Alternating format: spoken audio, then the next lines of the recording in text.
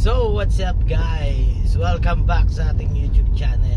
It's me again, Mac Moto Vlog. And for today, yan ay punta tayong NAIA Terminal 3. Turn left onto Marcelino.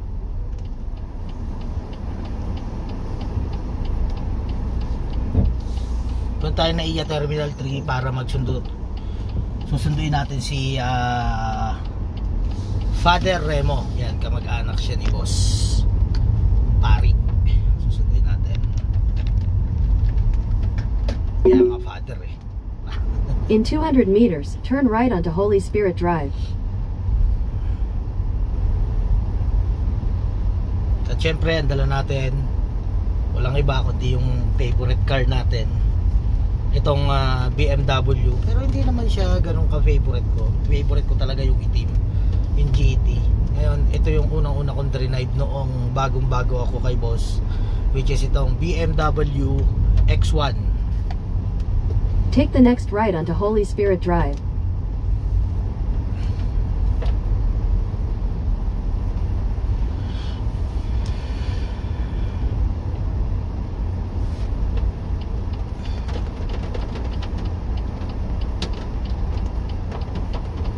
Yo. So yan, naka-cellphone mode tayo.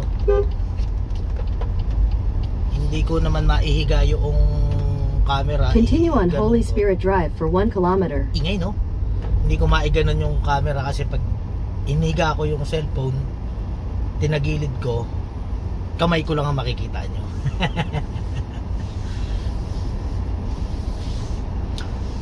After ko nito, didiretso yata kami ng Antipolo ni Father, no? So hindi ko pa rin sure kung ano yung mga balak puntahan ni Father dito, no? So galing siyang Malaysia.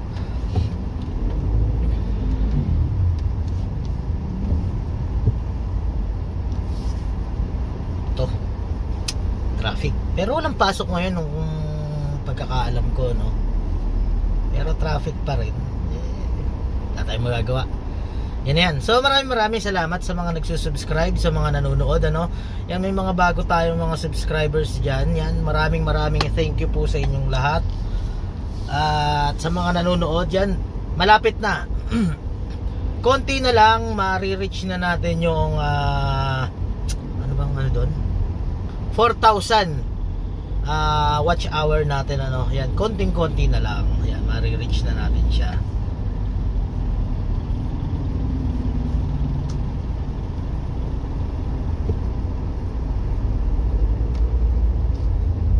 Tapos sa ating mga nakamotor, no, sa mga nakamotor din, syempre doble ingat po tayo, ano, kasi napakadulas po ng ganitong kalsada, no, lalo na dalawang gulong lang po yung dala natin, no, kaya lagi po tayo mag-iingat.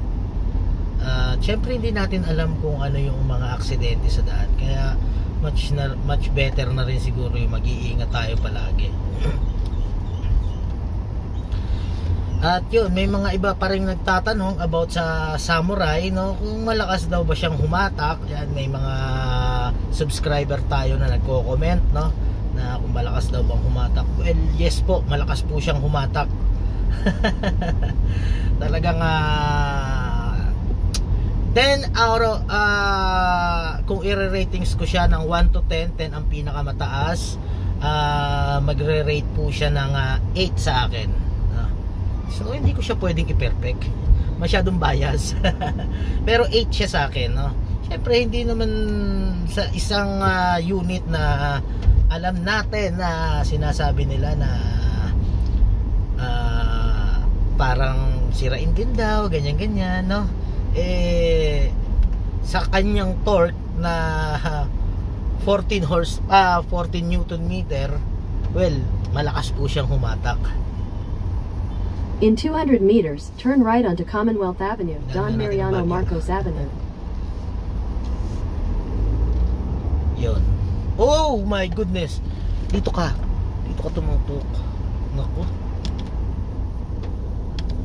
Maghina tayo ng aircon.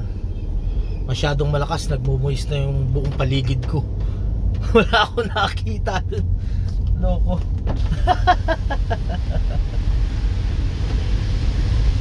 Yun ang kagandahan sa Take the next BMW, right no? onto Commonwealth Napakalakas ng Avenue, aircon Don niya. Mariano Marcos Avenue. Hindi ko lang alam sa ibang BM, no? Pero itong dalawang unit ko, itong unit na ito at saka yung isa, yung itim, yung GT, ay talaga po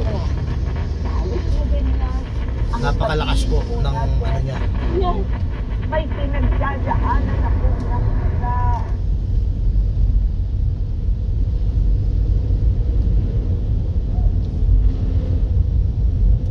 Ayoko.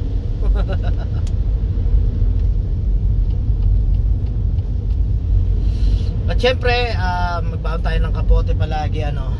So yun yung sagot ko dun sa isang comment sa atin, ano, na kung malakas daw ba siya. So yun ano, yun yung pinakang sagot ko dun sa tanong na kung malakas umatak. Yes po, malakas po siyang umatak. Kaya as I expected na sa ganoong lakas ng hatak ay talaga namang medyo yung iba nagsasabi sila na matipid naman din daw. Well, yung katipiran po kasi ng motor is nakadepende na rin po yan sa riding habit ng isang driver, no? Kung ikaw si driver na bakbakero, no, don't expect na magkakaroon ka ng fuel efficient na talagang pasok sa budget mo. Pero kung ikaw naman si rider na chill ride, no, mas gusto yung chill ride, well, for me ay mag-expect ka ng fuel efficient na talagang pasok, no? Yan ang kagandahan po. At saka yun yung tinatawag na hindi porke sinabi ng isang company o ng isang dealer, kasa, ano bang pwede nating sabihin pa sa kanila, no? Na ganito yung fuel consumption niya, magre-reach ka ng 40 km per liter, no? Hindi ibig sabihin nun is sa lahat, no? Hindi pwede yun kasi habang lalo mong pinipiga yung throttle ng inyong motor, lalo rin syempre nga lumalakas yung higop niya ng kanyang gasolina. Kaya pagdating sa fuel consumption, depende pa rin po yan sa ating mga rider, no? Bakit nga yung Honda Beat ko dati, di ba? Ay, hindi ako nakakaliwa. Ay, sarado pala. Bakit nga yung Honda Beat ko dati, di ba? Anong bagong-bago yung Honda Beat na FI, yan, nagkaroon na ako nun kay Sir Frank na Honda Beat. 100 pesos from North Caloocan dun sa amin, sa Amparo, hanggang dito sa Calao, hindi ko na kayang bumalik dito sa Amparo. Yun yung difference. Kasi that time ay ano pa ako noon, talagang bakbakero pa ako, mahataw, puro wala akong takbong pasyal, kung baga sa ibang tawag nila, no, takbong pasyal, yung mga chill ba, wala akong takbong chill. Lahat ng takbo ko puro pangmabilisan, no. Kaya yung fuel consumption ko dun sa Honda Beat is talagang para akong naka-straw, no? Para akong ini-straw yung aking gasolina. Yun yung reason doon. Kaya naman ako nag full manual, no? Yan, so kinuha ko na yung Moto Porsche, si Typhoon 150. Yan, doon ako nagsimula mag-vlog. Sinimulan ko mag-vlog noon. Yan, saan din ako pumupunta noon. Kasi nung time na yon, kaya naman ako nakakalayo, kaya ako kung saan nakakapunta. Kasi Monday to Friday lang po kasi yung pasok ko nung araw na yon. So Saturday and Sunday wala akong pasok. Kaya ang ginagawa ko Saturday ay nagra-ride ako. May time akong mag-ride. Kasi alam naman natin yan, pare-pareho, lalo na sa may pamilya na katulad ko, no? Sunday is family day. Para lang yan sa ating pamilya. Kaya wag na natin ipagdamot yung iisang araw para sa ating pamilya, no? Kaya dun sa mga gustong mag long ride ako, yan, basta waiting lang po tayo, no? maglo-long ride at maglo-long ride po tayo kasi hindi pwedeng hindi kasi napapanood din naman po ni Mrs. at nababasa rin po niya yung mga comments nyo, no? Kaya sinasabi niya sa akin na kailan ka ba kasi maglo-long ride. Sabi ko, hindi pa ako makapag-long ride kasi Sunday is family day, para sa inyo yun. Hindi ko pwedeng kunin naman sa inyo yun para lang sa sarili ko, no? Or para sa content, no? Kaya syempre ando na tayo, gusto ko rin magkaroon tayo ng content, no? Pero sa kagustuhan ko naman magkaroon ng content, hindi ko naman din kayang isakripisyo yung para sa pamilya ko na isang araw na lang yun na kasama nila ako, no? So kahapon sana pwede, kaya lang nagpabunot ako ng ngipin, and isang ngipin lang. Sad to say, ang binunot sa akin hindi binunot yung pangil kasi bawal daw kasi magdadrive nga ako ngayon. Yun, sana nag-long ride ako kahapon, kaya lang may bagyo eh. Hindi tayo maka-long ride, bira. Pero okay lang, no? Ang importante naman, safe tayo. Yun ang pinaka-importante sa lahat. Yan.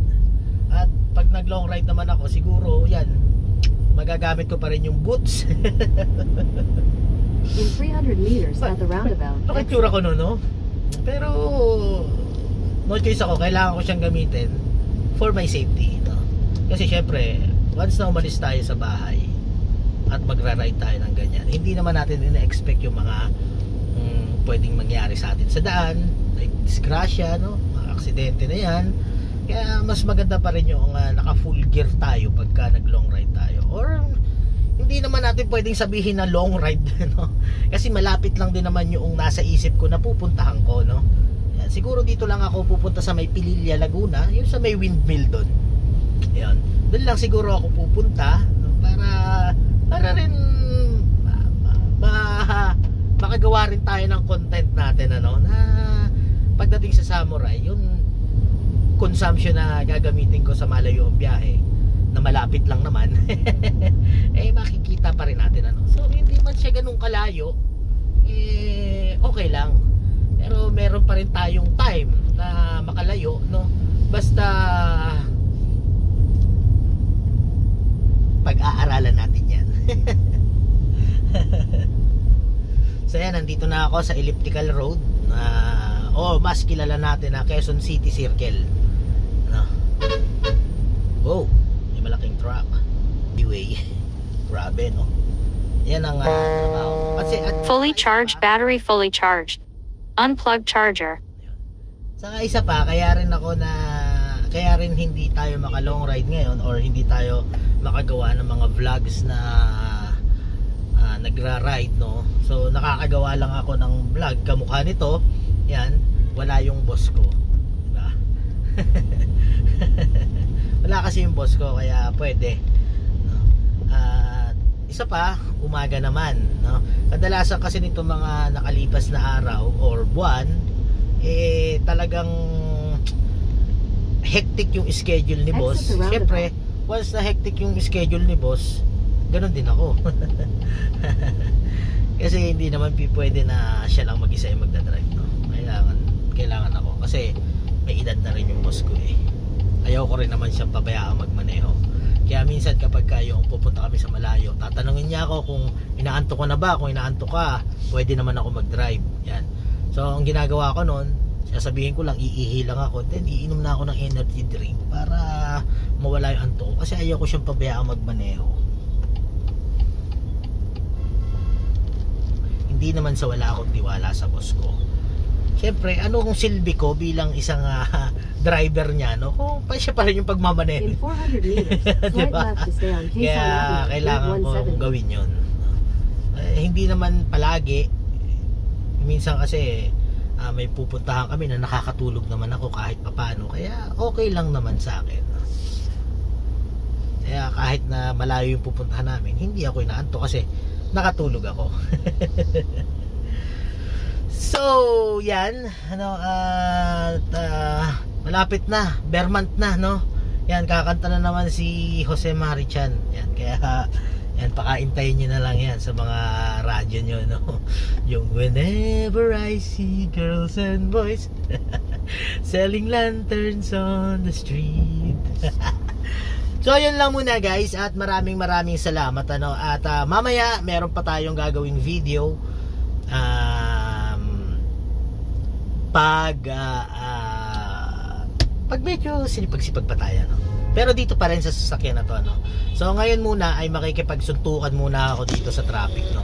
So yan, parking yung traffic. Then dito kasi hindi ako pwede dumaan dyan kasi motorcycle lane, yan kung makikita nyo naman. And sa gilid naman, ayun yung mga papunta sa parting EDSA, no? Nandito tayo sa Quezon Ave. Yan, so yan, makikita nyo naman, pila-pila kami traffic. At sa likod ko, ayun din, traffic. Yan, side mirror yun, no? Side mirror, oh, diba? Traffic. Ay, yan, no? Oh, diba? So, yun lang muna guys. Ano, maraming salamat sa inyo mga nanood. And bago ko makalimutan, pupunta muna tayo sa gallery habang traffic naman. Hindi naman naandar ng mabilis. At ako ay may isa-shoutout lang, ano. Yan. Shoutout kay Jerome. Tama. Jerome Labajo. Yan, shoutout sa'yo. Nag-message siya sa akin, nag-comment siya na naka-samurai matte black din daw siya. Taga Dipolog City, Zamboanga del Norte. Wow!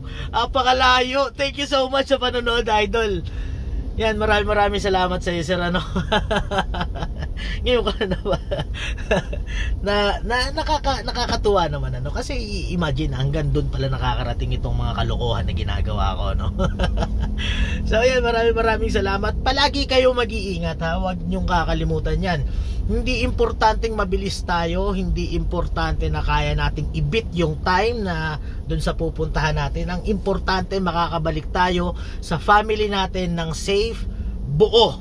Yan ang pakakaitandaan natin, ano. So yun lang, malakas si Samurai. Wala kayong pwedeng wala kayong masasabi kay Samurai pagdating sa performance. So yun lang muna guys, at maraming salamat. Dito ko na tatapusin ang video to. Maraming salamat sa inyo muli. Subscribe lang kayo. Maraming thank you. Shala.